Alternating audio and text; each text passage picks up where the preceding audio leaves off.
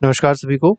इस video lecture में हम लोग क्लास 8th हिस्ट्री के कुछ इंपॉर्टेंट मल्टीपल चॉइस क्वेश्चंस को डिस्कस करेंगे और हम लोग यहाँ पर 40 एमसीक्यूज लेके आए हैं। 40 मल्टीपल चॉइस क्वेश्चंस होंगे और जो चैप्टर है उसका नाम है फ्रॉम ट्रेड टू टेरिटरी। बहुत इंपॉर्टेंट चैप्टर है।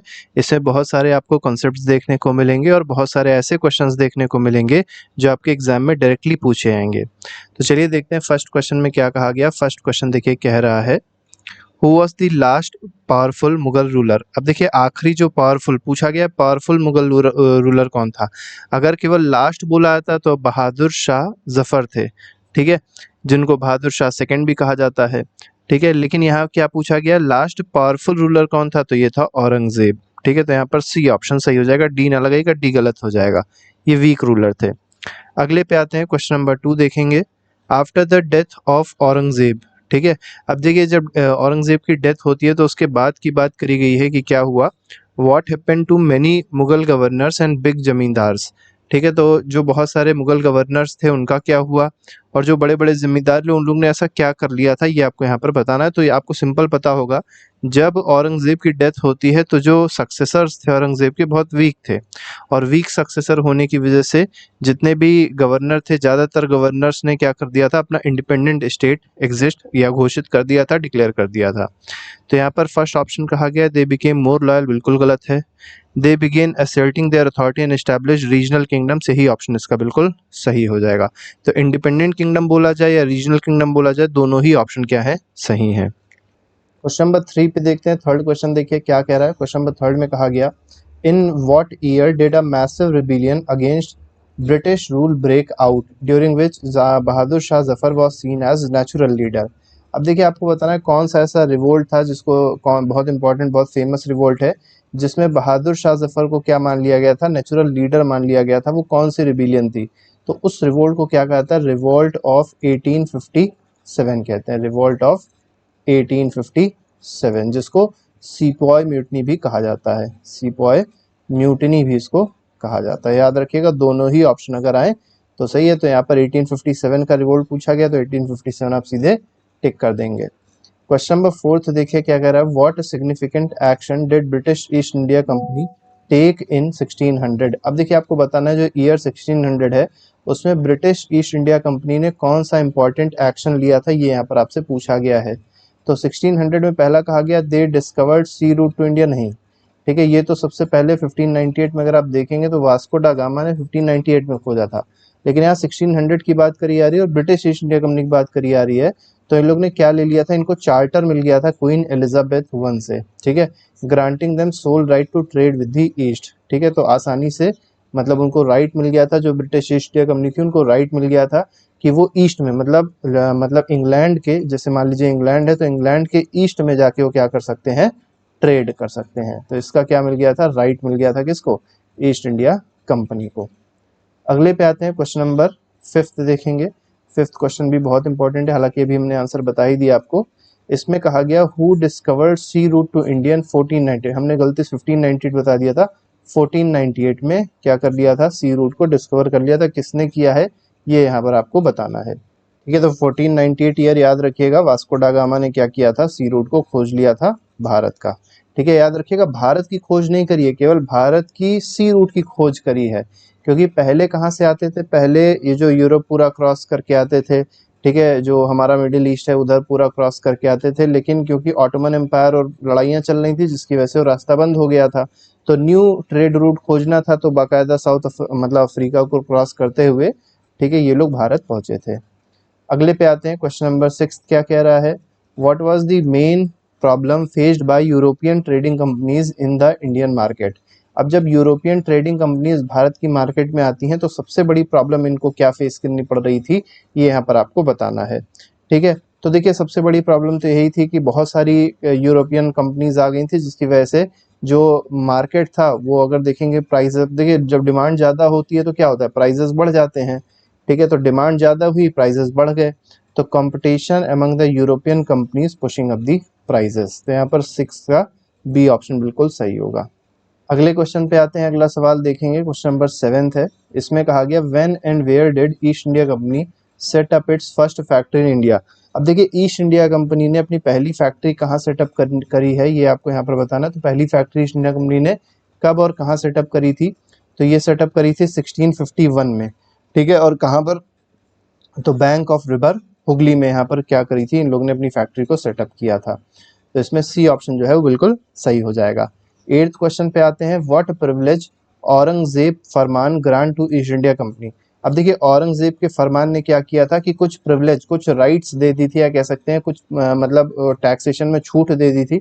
राइट तो नहीं कहेंगे, राइट जो होती है वो बाध्यकारी होती है, ठीक है, वो कंपलसरी वाली चीज होती है। यहाँ पर केवल क्या दिया है, प्रिविलेज दिया है। और किस चीज का प्रिविलेज दिया था, एस्टैब्लिश फैक्ट्रीज का नहीं दिया था, फोर्टिफाई देयर सेटलमेंट का भी नहीं दिया था। Right to duty free trade, ये इन्होंने औरंगजेब ने क्या कर दिया था, इसका इनको फरमान ग्रांट कर दिया था कि अब वो लोग आसानी से ट्रेड कर सकते हैं और बिना किसी टैक्स या ड्यूटी दिए ट्रेड कर सकते हैं। ये मेनली ग्रांट किया था औरंगजेब ने, ठीक है। अगले पे आते हैं, क्वेश्चन नंबर 9 भी उसी से ही रिलेटेड क्वेश्चन है। इसमें देखिए क्या कहा गया, how did the officials of East India company misuse the Farman issued by Aurangzeb. अब देखिए औरंगजेब ने क्या किया, फरमान दे दिया जिसमें उन लोग को टैक्स में रिबेट मिल गया, टैक्स में छूट मिल गई। अब क्या है, उसका वो लोग मिसयूज करने लग गए। ईस्ट इंडिया कंपनी के जो अधिकारी लोग थे वो उस फरमान का मिसयूज कर रहे थे। कैसे मिसयूज कर रहे थे, दे ट्रेडेड ओनली, ये बिल्कुल गलत है। दे रिफ्यूज टू पे ड्यूटीज ऑन देयर प्राइवेट, देखिए यही ऑप्शन बिल्कुल सही है कि वो अपना प्राइवेट ट्रेड करने लग गए थे। बाकायदा उन लोग ने अपनी खुद की कंपनियां ब्रिटेन में सेटअप कर ली थी और यहाँ से सामान ब्रिटेन लेके जाते थे, ठीक है। मतलब वो ईस्ट इंडिया कंपनी को बाईपास करके अपना सामान लेके जाने लग गए थे बिना किसी टैक्स दिए या ड्यूटी को दिए, ठीक है। तो प्राइवेट ट्रेड करने लग गए थे, तो यहाँ पर बी ऑप्शन बिल्कुल सही है। What major conflict arose from trading activities of East India Company. अब देखिए जब ये सारी चीजें हो रही थी तो क्या होगा, औरंगजेब को गुस्सा आएगा कि भैया हमने तो इनको ड्यूटी फ्री ट्रेड करने को दिया था, ब्रिटिश ईस्ट इंडिया कंपनी को, अधिकारियों को थोड़ी ना दिया था। लेकिन करने कौन लग गया, अधिकारी अपना प्राइवेट ट्रेड करने लग गए। इस चीज को लेके औरंगजेब क्या हो गया, नाराज हो गया। तो हुआ क्या, अब ये यहाँ पर आपको बताना है, ठीक है। देखिए इस क्वेश्चन में अगर देखा जाए तो मेनली पूछ रहा है कि कौन सा कॉन्फ्लिक्ट जो है अरोज होगा, जो कि ट्रेडिंग एक्टिविटी चल रही थी ईस्ट इंडिया कंपनी में, तो किस तरीके का कॉन्फ्लिक्ट अरोज होने वाला है। तो देखिए ईस्ट इंडिया कंपनी ही केवल नहीं थी उस समय, अगर आप देखेंगे तो बहुत सारी ऐसी यूरोपियन कंपनीज थी जो आ चुकी थी। और क्योंकि ईस्ट इंडिया कंपनी क्या कर रही थी, टैक्स नहीं दे रही थी, तो क्या है, जो कंपटीशन है वो बहुत तेजी से बढ़ गया और कहीं ना कहीं लड़ाइयाँ भी होने लग गई। तो मुगल एम्पायर के साथ तो फिलहाल अभी लड़ाई नहीं होगी। यहाँ पर बी ऑप्शन सही है कि intense competition among the European trading companies occurred, ठीक है। अब ये बात जो हो रही है बहुत पहले की हो रही है। अगले पे आते हैं, क्वेश्चन नंबर 11 देखते हैं, what was the main reason for the conflict between British East India Company and Nawab of Bengal. अब देखिए यहाँ पर कॉन्फ्लिक्ट होगा किसके किसके बीच में, ब्रिटिश इंडिया कंपनी और नवाब ऑफ बंगाल के बीच में कॉन्फ्लिक्ट होगा, ठीक है। अब ये जो कॉन्फ्लिक्ट है ये नवाब ऑफ बंगाल के मतलब एक तरफ नवाब ऑफ बंगाल है और दूसरे तरफ ब्रिटिश ईस्ट इंडिया कंपनी है। कभी कभी क्या होता था कि नवाब ऑफ बंगाल को सपोर्ट कर देती थी कोई दूसरी कंपनी, ठीक है, जैसे Dutch east India company support कर देती थी, तो दोनों मिल के किससे लड़ते थे, ब्रिटिश ईस्ट इंडिया कंपनी से लड़ाई करते थे। लेकिन यहाँ पर पूछा गया कि रीजन क्या था, ठीक है, what was the main reason, क्यों कॉन्फ्लिक्ट हुआ ब्रिटिश ईस्ट इंडिया कंपनी और नवाब ऑफ बंगाल के बीच में। अर्ली 18 सेंचुरी की बात यहाँ पर हो रही है, ठीक है। तो पहला ऑप्शन दिया गया the nawab supported other European, ऐसा कुछ नहीं है। Company wanted to stop trading in Bengal, ये भी गलत है। Nawab refuse to grant the company concession and demanded large tribute, C option बिल्कुल सही है, ठीक है। अब देखिए नवाब क्या चाह रहा है, नवाब ये चाह रहा है कि जो कंसेशन दिया गया है कंपनी को वो खत्म किया जाए और जो है वो एक तरीके से लार्ज ट्रिब्यूट मांग रहा है, ठीक है, मतलब एक तरीके से लार्ज टैक्सेस वो अब लागू कर रहा है, इस वजह से कॉन्फ्लिक्ट होने वाला है। Which Nawab of Bengal became the primary opponent of British East India Company during battle of Plassey, ठीक है, मतलब जिसकी वजह से बैटल ऑफ प्लासी हुआ। तो आपको बताना है कौन नवाब ऑफ बंगाल था जिसकी मतलब जो प्राइमरी ओपोनेंट था, जो किसके खिलाफ था, ब्रिटिश ईस्ट इंडिया कंपनी की पॉलिसीज के खिलाफ था, और उसकी वजह से क्या होता है, बैटल ऑफ प्लासी भी होता है। तो ये सिराजुद्दौला था, ठीक है। ये कौन है, तो ये है नवाब ऑफ बंगाल, ठीक है, नवाब ऑफ बंगाल है, ठीक है। अब बैटल ऑफ प्लासी होता तो है, लेकिन दिक्कत की बात क्या थी कि बैटल ऑफ प्लासी अगर देखा जाए तो नवाब ऑफ बंगाल जीत भी आता, लेकिन क्या था कि रॉबर्ट क्लाइव सीन में आ चुका है और रॉबर्ट क्लाइव ने क्या किया था, घूसखोरी करवा दी थी, ठीक है।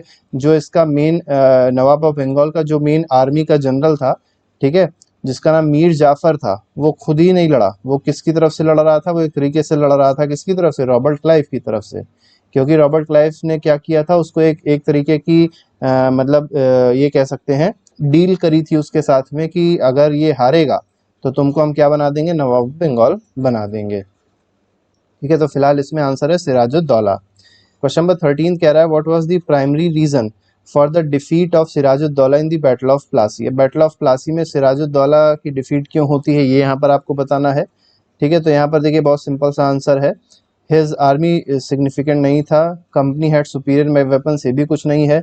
यहाँ पर सी ऑप्शन सही होगा कि Mir Jafar one of his commander. देखिए आर्मी का कमांडर मीर जाफर है और वो खुद ही इस बैटल में फाइट नहीं कर रहा है। कह सकते हैं कि किसकी तरफ से लड़ रहा है? वो लड़ रहा है मतलब ब्रिटिश ईस्ट इंडिया कंपनी की तरफ से, मतलब लड़ने नहीं गया था।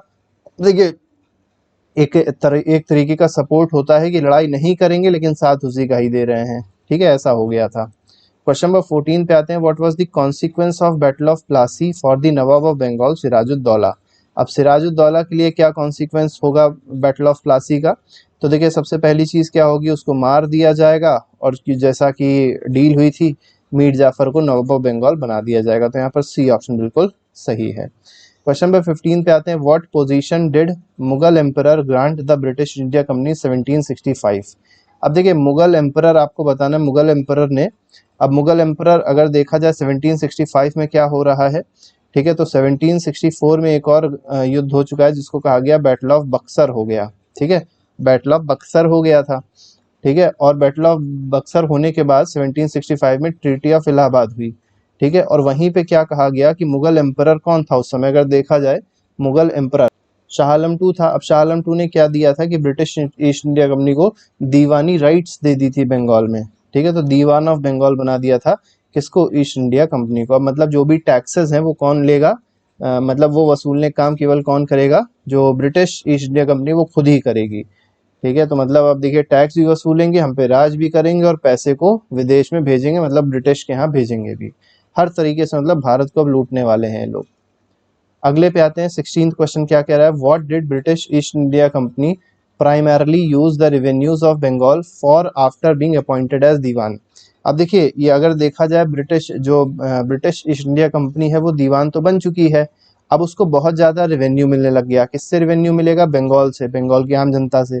अब उस रेवेन्यू को कहाँ यूज़ करेगी ये यहाँ पर आपको बताना है। तो देखिए दो काम करेगी। सबसे पहली चीज़ तो ये है कि जो भी कंपनी के खर्चे होते हैं, जैसे अधिकारियों को तनख्वाह देनी है, जो वहाँ पर लोग मतलब कर्मचारी हैं उनको तनख्वाह देनी है, और भी बहुत सारे जो खर्चे हैं वो लोग अपना करेंगे, एक्सपेंसेस को मीट करेंगे उसी पैसे से। और साथ ही साथ जो गुड्स होते हैं, मतलब जो रॉ मटेरियल यहाँ से वो लोग लेके आते हैं, जैसे कॉटन हो गया, इंडिगो हो गया, वो उसी पैसे से यहाँ से लेके जाएंगे और वहाँ पे जाके उसको बेच देंगे। ठीक है, दो काम ये लोग करने लग गए उसी पैसे से। अगले पे आते हैं, क्वेश्चन नंबर 17 देखिए क्या कह रहा है, what did the term nabobs come to be associated with the company officials. अब देखिए नबोब्स क्या था, जैसे नवाब है उसी तरीके से नबोब्स हैं। अब नबोब्स आपसे पूछा गया इस क्वेश्चन में, नबोब्स जो है वो कंपनी ऑफिशियल से किस तरीके से रिलेट करता है। ठीक है, तो नबोब्स कोई और नहीं था, जैसे मान लीजिए कोई ब्रिटिश ईस्ट इंडिया कंपनी का कोई अधिकारी यहाँ पर आया, उसने बढ़िया पैसा लूटा, बढ़िया पैसा कमाया, और फिर बढ़िया पैसा कमा के कहाँ चला गया? वापस ब्रिटेन पहुंचा। तो जब वो ब्रिटेन पहुंचा तो उसके बाद बहुत सारी वेल्थ हो गई, तो जब वहाँ के लोगों ने देखा तो उसको क्या नाम दिया? नबोब्स नाम दिया। ठीक है, तो it refer to company officials who return to Britain with great wealth. ठीक है, और ग्रेट वेल्थ कहीं और से नहीं है, ये हम ही लोग की ग्रेट वेल्थ है, मतलब भारत की ग्रेट वेल्थ है। क्वेश्चन नंबर 18 पे आते हैं, इसमें देखिए क्या कहा गया, what was the response of Nawab of Bengal Sirajuddaulah when negotiation with the British East India Company failed. अब देखिए नेगोशिएशन जो हुआ था ब्रिटिश ईस्ट इंडिया कंपनी के साथ में वो फेल हो गया, तो सिराजुद्दौला का रिस्पांस क्या था ये यहाँ पर आपको बताना है। तो देखिए ये नेगोशिएशन हो क्यों रहा था, क्योंकि देखिए मेन बात ये थी कि ब्रिटिश ईस्ट इंडिया कंपनी क्या कर रही थी, कलकत्ता में फोर्टिफाई कर रही थी, अपने मतलब जो उनकी कंपनी थी उसको फोर्टिफाई कर रही थी, और जबकि वो सब चीज़ें अलाउ नहीं थी, वहाँ पे तोपें लगवा रही थी। ठीक है, तो वही सिराजुद्दौला ने मना किया था लेकिन वो लोग नहीं माने थे। तो हुआ क्या कि सिराजुद्दौला उनके मतलब उस फोर्ट में पहुंचता है। He march with 30,000 soldiers in the English factory at Kasim Bazar. ठीक है, और फिर यहाँ पर एक बहुत इंपॉर्टेंट ट्रेजेडी होती है जिसको कहा गया ब्लैक होल ट्रेजेडी। ठीक है, ब्लैक होल ट्रेजेडी भी इसी केस में ही ट्रेजेडी TRAGEDY ट्रेजेडी होती है। और इसी ब्लैक होल ट्रेजेडी के बाद एक नई चीज होती है जिसको कहते हैं बैटल ऑफ प्लासी। अगले पे आते हैं, क्वेश्चन नंबर 19 क्या कह रहा है, what strategy did Robert Clive use to secure victory in battle of Plassey. तो कैसे बैटल ऑफ प्लासी जीता, नेगोशिएटेड ट्रूस तो बिल्कुल भी गलत है, support he secured the support of, ये बिल्कुल सही है। तो बी ऑप्शन इसमें सही हो जाएगा कि मीर जाफर का उसको सपोर्ट मिल गया था। अगले पे आते हैं, देखिए अगला भी क्वेश्चन बहुत आसान है, हालांकि पहले भी इसको डिस्कस कर चुके हैं कि what happened to Mir Jafar when he protested against British East India Company. अब देखिए पहले कौन था, सिराजुद्दौला, ठीक है, सिराज था, उसके बाद कौन आया, मीर जाफर आया। अब क्या है कि मीर जाफर से भी ब्रिटिश क्या मांग रही है, पैसा मांग रही है कि हमने तुमको नवाब बनाया है तो तुमको देखने के लिए तो नवाब बनाया नहीं, जितनी भी टैक्सेशन आ रही है, जितना भी टैक्स का पैसा है या तुम्हारे पास जो पैसा बचा रखा हुआ है वो सब दो हमको, ठीक है, मतलब ये सारी सारी पाबंदियां इस पे लगने लग गई। तो ये क्या हो गया, ये पागल हो गया, ठीक है, अब ये भी कुछ ना कुछ करेगा। तो वही पूछा गया है कि what happened to Mir Jafar when he protested, मतलब अब ये प्रोटेस्ट करेगा ब्रिटिश के अगेंस्ट तो क्या होने वाला है, ये यहाँ पर आपको बताना है। तो होने सिंपल बस चीज होगी कि मीर जाफर को यहाँ से भगा दिया जाएगा और एक दूसरे नवाब को बैठा दिया जाएगा जिसको मीर कासिम कहा जाएगा, ठीक है। तो सी ऑप्शन इसमें सही है, ही वॉज डिपोज्ड, मतलब इसको हटा दिया गया और Mir Qasim was installed at his place, Mir Qasim को उसकी जगह पे बैठा दिया गया। लेकिन मीर कासिम भी कम नहीं है, वही सेम चीज जो अभी मीर जाफर के साथ हो रही है वही सेम चीज अब मीर कासिम के साथ होगी, लेकिन मीर कासिम क्या करेगा, कुछ अलग तरीके की रणनीति अपनाएगा, कुछ अलग तरीके की स्ट्रेटजी अपनाएगा और फिर इसके बाद होगी क्या, battle of Buxar. Question number 21 देखते हैं, 21 क्वेश्चन क्या कह रहा है, what was the primary method used by East India Company to extend its influence and annex Indian states. अब देखिए आपको ये बताना है कि ईस्ट इंडिया कंपनी जो है, ठीक है, कौन सा प्राइमरी मेथड अप्लाई किया था इन लोग ने जिससे वो अपना इन्फ्लुएंस बढ़ा सकें और जो इंडियन स्टेट्स हैं जैसे झांसी हो गया, ठीक है, महाराष्ट्र के नासिक वासिक हो गया, सतारा हो गया, इन सबको लेने के लिए, एनेक्स करने के लिए कौन सी स्ट्रेटजी अपनाई थी, ठीक है, ये यहाँ पर आपको बताना है। तो सिंपल सा काम करने लग गए थे लोग, पॉलिटिकल अलायंस बनाने लग गए थे और साथ ही साथ इंटरफेरेंस, मतलब यहाँ पर क्या करते थे लोग, इंटरफेरेंस करते थे, ठीक है, रेजिडेंट को बैठा देते थे, तो ये सब चीजें लोग करने लग गए थे। तो सी ऑप्शन इसमें से, और धीरे धीरे करके इंटरनल मैटर्स में इंटरफेयर करते थे और फिर क्या होता था कि जब इंटरनल मैटर्स में कभी उनको ये लगता था कि बहुत ज्यादा दिक्कतें आ रही हैं तो उस राजा को या उस सुल्तान को वहां से हटा दिया जाता था, मतलब जो भी रूलर होता था उसको हटा देते थे और कब्जा किसका होता था, कंपनी का होता था। क्वेश्चन नंबर 22 पे आते हैं, what was the role of residents appointed by the company in Indian states. अब देखिए ये एक बहुत इंपॉर्टेंट इंसान होता था जो भी रेजिडेंट होता था। क्या होता था कि जितने भी इंडियन स्टेट्स होते थे जहाँ पे कंपनी रहती थी, ठीक है, वहां पर अपना एक रेजिडेंट अपॉइंट कर देती थी। जैसे मान लीजिए अवध की बात करी जाए तो वहां पे नवाब होता था, ठीक है, तो नवाब को एक तरीके से समझ देखने के लिए कि नवाब की पॉलिसी सही है, ठीक है, हाँ सब कुछ वहां पर सही चल रहा है, तो एक रेजिडेंट बैठाया जाता था और रेजिडेंट क्या करता था, सीधे सीधे जो भी चीजें होती थी रिपोर्ट करता था किसको, जो भी गवर्नर जनरल था या जो वाइसरॉय था उसको क्या करता था, रिपोर्ट करता था, ठीक है। तो ये है रेजिडेंट का काम। तो रोल ऑफ रेजिडेंट क्या है, सर्व्ड एज मिलिट्री कमांडर, बिल्कुल गलत है, यहाँ पर ये सही है, they acted as intermediaries between the Indian rulers and company furthering the interest of company.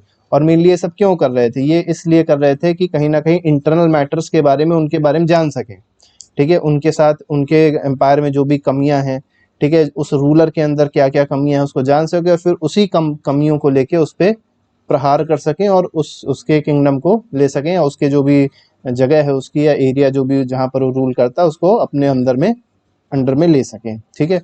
तो इसमें बी ऑप्शन फिलहाल सही है। क्वेश्चन नंबर 23 देखिए क्या कह रहा है, what was the purpose of subsidiary alliance imposed by East India Company on Indian rulers. अब सब्सिडरी अलायंस का मतलब क्या है ये आपको यहाँ पर बताना, इसका पर्पस क्या था। तो देखिए सब्सिडरी अलायंस में ये था कि एक तरीके से जैसे आज का नाटो है, ठीक है, नाटो क्या कहता है, नाटो एक ग्रुप बन गया है, ठीक है, और ये हो गया है, अगर मान लीजिए नाटो में इस समय 42 मेंबर्स हैं और 42 मेंबर्स के एक मेंबर पे भी कोई कंट्री अटैक करती है तो ये 42 के 42 क्या करते हैं, उस कंट्री पे अटैक कर देते हैं। वही पॉलिसी यहाँ पे भी चल रही है। क्या चल रहा है कि ईस्ट इंडिया कंपनी ने भारत के छोटे छोटे जो स्टेट्स थे या बड़े भी स्टेट्स थे उनसे कहा कि अपनी जो भी मिलिट्री है वो हमको दे दीजिए, हम उसको बाकायदा प्रॉपर तरीके से ट्रेन करेंगे और अगर मान लीजिए कोई भी आप पर अटैक करता है तो क्या माना जाएगा कि उसने ईस्ट इंडिया कंपनी पे अटैक किया है। तो सारे के सारे लोग मिलके उस पे अटैक कर देंगे, उस कंपनी उस मतलब उस स्टेट पे नहीं, उस पे अटैक करेंगे जिसने उस स्टेट पे अटैक किया था। ठीक है, तो ये जो थी इसी को सब्सिडरी अलायंस कहा गया। लेकिन हुआ क्या इससे, यहाँ जो छोटे छोटे एम्पायर थी इनकी जो मतलब आर्मी थी वो धीरे धीरे करके समाप्त हो गई और ये बहुत ज़्यादा वीक हो गए। और जो उन लोग ने शर्त रखी हुई थी कि कोई अटैक करेगा तो हम उसको रिटेलिएट करेंगे, तो ऐसा हम लोग ने किया भी नहीं। ठीक है, तो यही चीज़ है यहाँ पर। तो ये है कि strengthen the Indian rural military force बिल्कुल गलत है। To foster economic growth in Indian state बिल्कुल गलत है। To provide protection to Indian rulers from external threat. ठीक है, तो ये देखिए ये एक्सटर्नल थ्रेट्स जो है उससे भी बचाने का इरादा तो नहीं था, ये मेन पर्पस नहीं था। मेन पर्पस क्या था, to gradually annex territories and control the Indian states. यहाँ पर डी ऑप्शन बिल्कुल सही है। उनका मेन मोटो क्या था, मेन मोटो ये था कि धीरे धीरे करके उनकी जो भी टेरिटरी है उसकी आर्मी खत्म कर दो, वीक हो जाएगी, वीक हो जाएगी तो हम उसको आसानी से एनेक्स कर सकते हैं। ठीक है, क्वेश्चन नंबर 24 क्या कह रहा है, how did East India Company punish Indian rulers who fail to comply with the terms of subsidiary alliance. अब देखिए कई सारी ऐसे भी रूलर्स थे जिन्होंने सब्सिडरी अलायंस एक्सेप्ट करने से मना कर दिया, तो उनको किस तरीके से ईस्ट इंडिया कंपनी ने पनिश किया ये यहाँ पर आपको बताना है। तो पहला ऑप्शन दिया गया बाय इम्पोजिंग इकोनॉमिक सैंक्शंस, गलत है। बाय डिक्लेयरिंग वॉर भी नहीं डिक्लेयर किया था। By removing them from power and appointing puppet rulers, ये भी गलत है। क्या करते थे, उनकी थोड़ी बहुत टेरिटरी को अपने अंदर अधिग्रहण कर लेते थे, ले लेते थे। तो by confiscating part of their territory, तो यहाँ पर डी ऑप्शन बिल्कुल सही है। अगले पे आते हैं, क्वेश्चन नंबर 25 कह रहा है what was the consequence of for nawab of Awadh after he failed to pay the subsidiary forces maintained by the company. अब देखिए नवाब ऑफ अवध ने भी क्या किया, मतलब एक तरीके से कह सकते हैं कि जो नवाब ऑफ अवध उस समय का था, ठीक है, तो उसने मना कर दिया कि सब्सिडरी फोर्सेस देने से, एक तरीके से मना कर दिया। या ये भी कह सकते हैं कि जो भी सब्सिडरी फोर्सेस मेंटेन कर रही थी कंपनी, ठीक है, अब क्योंकि उसके पास खुद ही इतनी ज़्यादा पावर नहीं थी, क्योंकि वो हार चुका था पहले। नवाब ऑफ अवध कौन सा भी हारा था, ठीक है, तो बैटल ऑफ प्लासी तो वहाँ पे हुआ था, बैटल ऑफ बक्सर हारा, तो आर्मी वैसे ही वीक हो गई है। तो क्या है कि जो आर्मी उन लोग ने बनाई है जिसको सब्सिडरी फोर्स कहा गया, ठीक है, मतलब ब्रिटिश की आर्मी को, तो वो क्या करने वाली थी, नवाब की हेल्प करने वाली थी। लेकिन इसके पास पैसा ही नहीं था, तो इसने क्या किया, इनको कोई भी वेतन नहीं दिया, कोई भी इनको पेमेंट नहीं दिया। ठीक है, मतलब पेमेंट में कोई हेल्प नहीं कर रहा था नवाब ऑफ अवध। तो कंपनी ने क्या उनके ऊपर एक तरीके से निर्णय लिया, ये आपको बताना है कि कौन सा ऐसा पनिशमेंट नवाब ऑफ अवध को मिलने वाला है। ठीक है, तो हुआ ये था कि आधी जो टेरिटरी थी वो किसके पास चली गई थी, कंपनी के पास चली गई थी। मतलब आधा अवध जो है वो अब किसके पास चला गया है, कंपनी के पास चला गया है। अगले पे आते हैं, 26 में कहा गया what power did James Mill attribute to the resident appointed by East India Company. अब बताना है कि जो रेजिडेंट अपॉइंट किया था ईस्ट इंडिया कंपनी के पास, ठीक है, उसकी पावर क्या होती थी। मतलब जो भी रेजिडेंट होता था ईस्ट इंडिया कंपनी में, या कोई भी जो रूलर है उसके क्षेत्र में जो भी रेजिडेंट होता था, उसकी पावर क्या होती थी, ये आपको यहाँ पर बताना है। ठीक है, अब जैसे रेजिडेंट अगर आज के टर्म में देखा जाएगा तो जैसे गवर्नर जो होता है, ठीक है, गवर्नर क्या है, एक तरीके से स्टेट और सेंटर, स्टेट और सेंटर दोनों के बीच में क्या होता है, ब्रिज का काम करता है। तो इसी तरीके से गवर्नर, इसी तरीके से रेजिडेंट क्या करता था, रेजिडेंट भी वही काम करता था कि जो भी स्टेट होती थी, और क्या होता था, स्टेट के अलावा दूसरी चीज आप देखेंगे तो क्या है, ब्रिटिश ईस्ट इंडिया कंपनी है, दोनों के बीच में ब्रिज का काम करता है। तो they were essentially rulers of Indian state subjected to company's interest. ठीक है, तो यहाँ पर डी ऑप्शन बिल्कुल सही है। ये काम था रेजिडेंट का कि मेनली एक कंपनी का जो भी इंटरेस्ट होता था उसको देख के चलता था।